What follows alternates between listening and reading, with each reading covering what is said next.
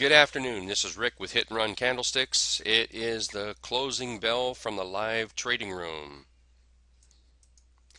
And as a reminder, tonight, 8 o'clock Eastern, in the live trading room, password 1234, we will be having our public e-learning. GLUU is having a nice day. Looks like it's headed up to about the 200-day moving average. I've got it coming up to this recent high up here, about 392. If it can make it to the 200 today, I'll get out of it with half an hour left to go. You can see it making new day highs here on the scanner.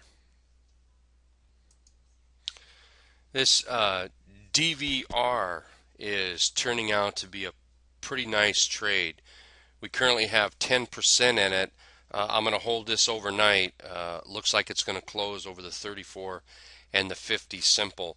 This showed up on our 2-day low, reverse up above the open alert, started alerting down here. And another one that's acted very good today is at OXGN. It also showed up on the 2-day low, reverse above the open. And that's another one we've had as much as 6%. I've had as much as 6%. I'm sorry, 14%. It's pulled back. It's still basing out. I'm going to hold it. Look for a higher move on this one. And that was earlier today. You can see it on the scanner down here earlier. On the SPY, we are currently trading below the T-line. Therefore, our short-term trend is now pointed to the downside. This 123.50 area, I think, is key because it is the high of this candle, high of October. It's also the high of September over here. So we've got some support / resistance depending on where we are today at the close. And I do feel it's important that we hold up in this area above the 20. If the market wants to consolidate a little bit, stay above the 20 and then start moving up. But any kind of a sell signal here could put us in some serious jeopardy of coming back down to the 50, down at the about the 119. Well, currently it's 119.40. So we need to see that strength hold up into here. The bulls hold us up. Otherwise, we are in a bit of jeopardy of moving down into here. This USU is having a pretty nice comeback today. Nice little cradle pattern right here. Rolled up, slight little pullback, and it seems to be moving up, holding the trend pretty well. I'll stick with this as long as it continues to put that trend in, hold that trend. And it looks like glue made another new day high, still trying to push up to that 200-day moving average. And I see TLT is making a new day high. So we want to watch TLT here. Steve, I think you were watching those. Is that right? Some of that stuff.